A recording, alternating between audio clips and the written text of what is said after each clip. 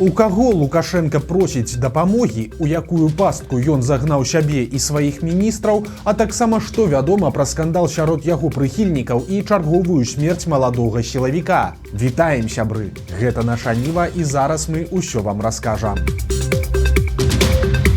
Беларускі ўрад трапіў у пастку.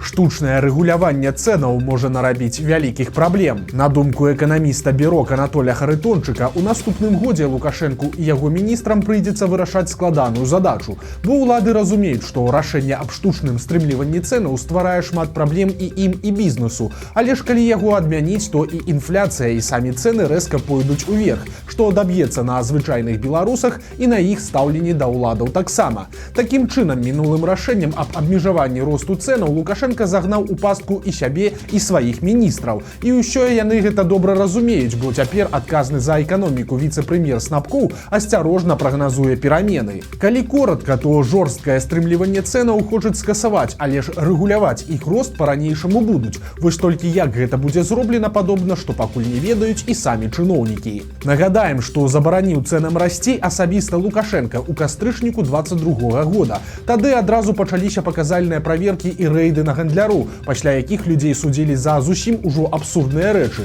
напрыклад, за цэны большыя на 20 копеек. Пасля ж гэтую пастанову шмат разоў дапрацоўвалі, уносілі ў яе розныя змены, але цалкам адмовіцца ад свайго рашэння Лукашенко прынцыпова не хоча.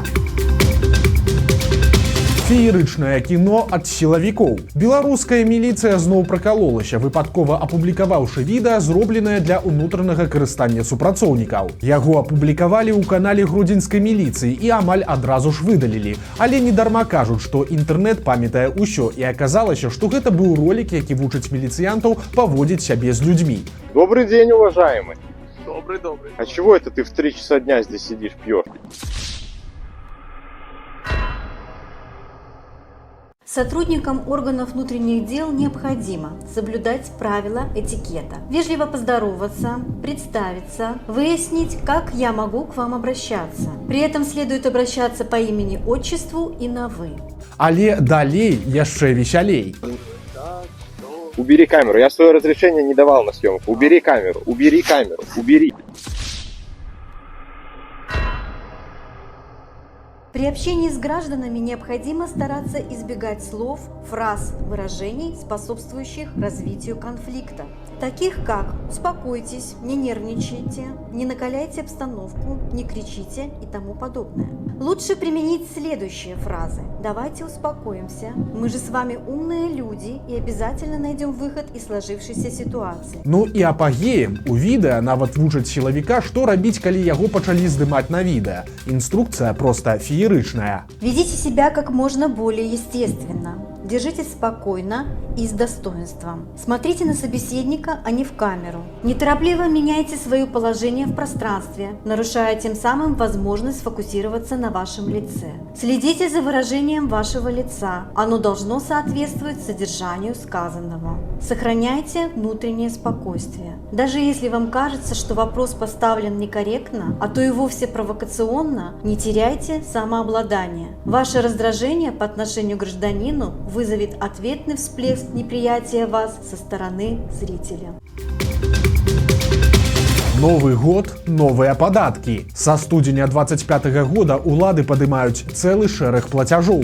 Так, напрыклад, вырасце транспартны падатак, прыкладна на 6%. Таксама вырасце падатак на першую кватэру. У Мінску яго падымуць на 50 рублёў, у іншых гарадах на суму ад 30 до 45. Таксама на 4-6% вырастуць стаўкі падаходнага падатку для тых, хто здае ў арэнду жыллё. Больш плаціць прыйдзецца і епэшнікам. Адзіны падатак вырасце ў залежнасці ад спецыфікі паслуг, якія прадастаўляе чалавек. Хтосьці будзе плаціць на 10 рублёў больш, а хтосьці і на 30. Акрамя таго, падымаюць збор на ўтрыманне сабак, які плаціцца кожныя 3 месяцы. Было 11 рублёў 90 копеек, а будзе роўна 13. Пры гэтым за патэнцыйна небяспечныя пароды тыпу пітбуляў, аўчарак і ротвейлераў падатак павялічылі да 63 рублёў, а было 59 рублёў і 60 копеек. Але адзначым, шматдзетным сем'ям і людзям з інваліднасцю, якія маюць толькі аднаго сабаку, плаціць гэты збор будзе не трэба. Страшный удар по Киеве. Сёння расіяне абстралялі цэнтр горада балістычнымі ракетамі і некалькімі дзясяткамі дронаў-шахедаў. Параненыя як мінімум 12 чалавек. Адна жанчына загінула. У выніку удару пашкоджаныя як аўтамабілі на вуліцах, так і жылыя дамы. Акрамя таго, пашкоджанні атрымалі будынкі пасольстваў Албаніі, Аргенціны, Палесціны, Паўночнай Македоніі, Партугаліі і Чарнагорыі. Вядома, што пад удар трапілі цепламагістраль і газавая труба. Праз гэта без цяпла засталіся 630 жылых дамоў.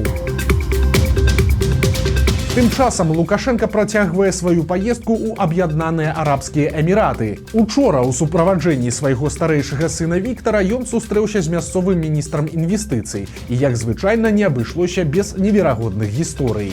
Я помню, когда ваши специалисты, в том числе и китайские тогда, снова пригласили меня на презентацию, где многое рассказывали о развитии сферы высоких технологий.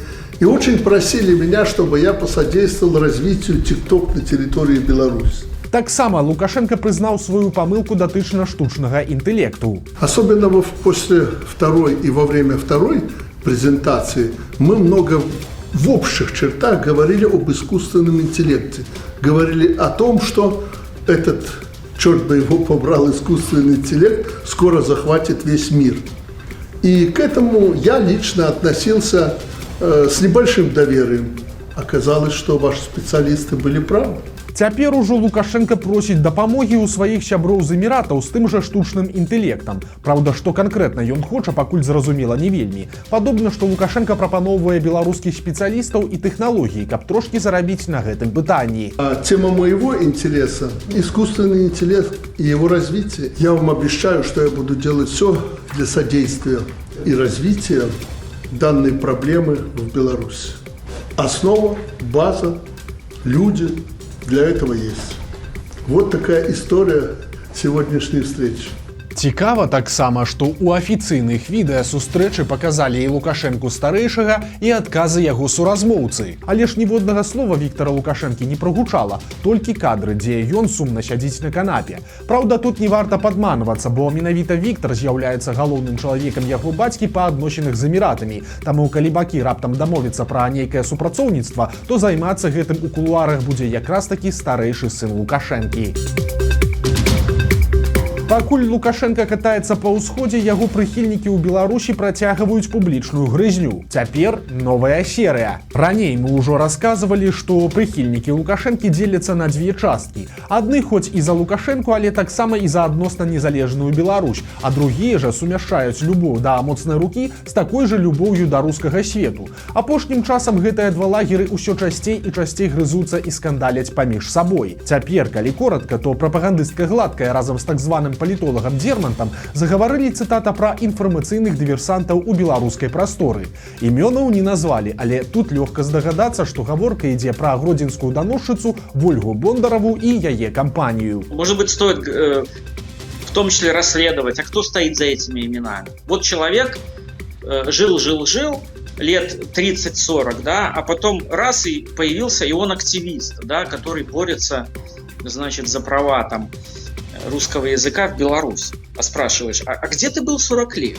А смотришь, там в Польше был он, работал там в странных местах, и возникает вопрос, а ты вот искренне переживаешь за русский язык, или тебя все-таки направили, чтобы между белорусами и русскими по теме русского языка начали возникать противоречия?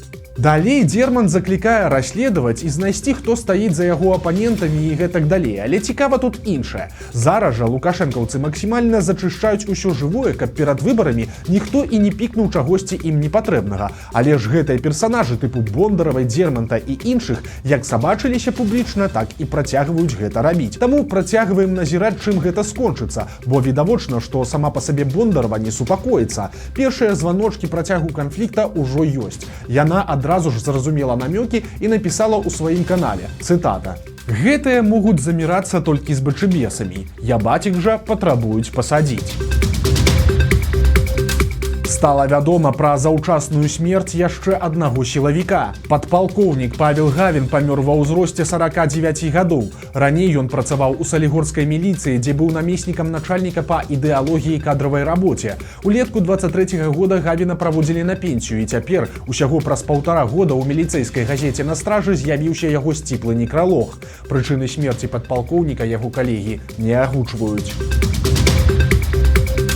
Новы міністр культуры Чарнецкі працягвае сваю страшную сталінскую рыторыку. Новаспечаны чыноўнік зноў загаварыў пра здраднікаў і ворагаў, і гучыць гэта ўсё даволі страшна. Но если это идейный предатель, то никаких вторых шансов не должно быть. Если человек идейный предатель, то предатель тот же враг, даже хуже, наверное. Адметна, што Чарнецкі адмаўляе беларусам у праве на нейкае самастойнае меркаванне. На яго думку, пазіцыя, якая не супадае з праўладнай, гэта грэх і памылка, праз якія чалавек мусіць каяцца. Прычым Чарнецкі настойвае, што трэба каяцца публічна альбо нават ісці ў турму. Вот таким людям, которые действительно осознали, которые действительно хотят искупиться, это вина, это косяк. Его надо исправлять. Мы повзрослели. Мы уже повзрослели. За 4 года мы как народ, как нация повзрослели. Как отличить вот идейного от вот такого человека, который...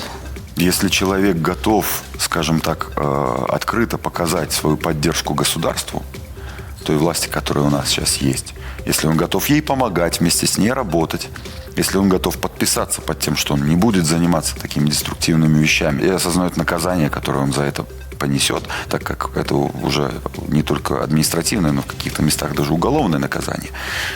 И если он, скажем так, открыто, это вот пойдет к вам на передачу, расскажет. С каждым человеком надо индивидуально работать.